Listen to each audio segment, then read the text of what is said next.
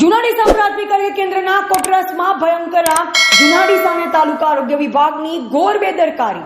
ડીસા તાલુકાના સૌથી મોટા જૂના ડીસા ગામમાં જૂના ડીસા પ્રાથમિક આરોગ્ય કેન્દ્ર મેડિકલ ઓફિસર અને તાલુકા આરોગ્ય અધિકારીની ઘોર બેદરકારીના લીધે મોટી આગ લાગી હતી।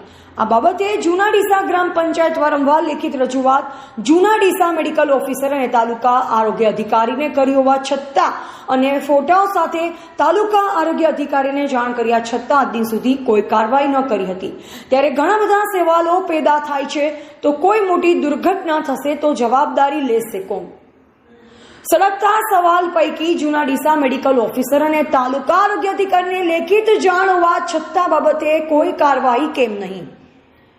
જૂના ડીસા ગ્રામ પંચાયતની ગામ સભામાં પણ મેડિકલ ઓફિસરને રજૂઆત છતાં બાવળ અને ઝાડી બાબતે કોઈ કાર્યવાહી કેમ નહીં?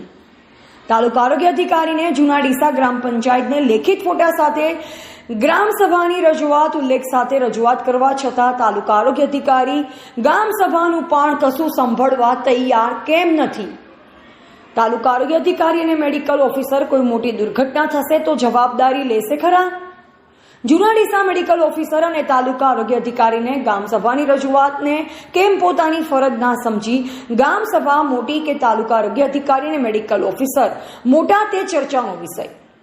પીએસસી કોટરસની બાજુમાં રહેણાંક વિસ્તાર અને પંચાયત આવેલો હોવાથી કોઈને ઝેરી જીવજંતુ કે આગ દ્વારા ભવિષ્યમાં નુકસાન થશે તો જિલ્લા આરોગ્ય વિભાગ જવાબદારી લેશે ખરા?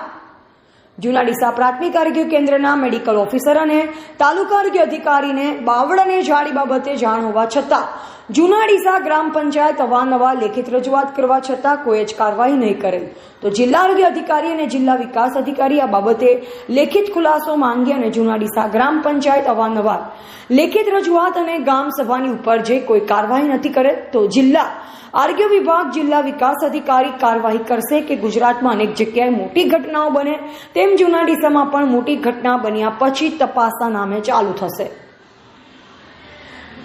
કે પોતાના માનીતા અને જાણીતા કર્મચારીઓ સમજી બચાવવાનો પ્રયાસ કરશે તે જોઈ રહ્યું। હવે આગામી સમયમાં જિલ્લા આરોગ્ય વિભાગ જિલ્લા વિકાસ અધિકારી શું એક્શન લેશે તે હવે જોઈ રહ્યું।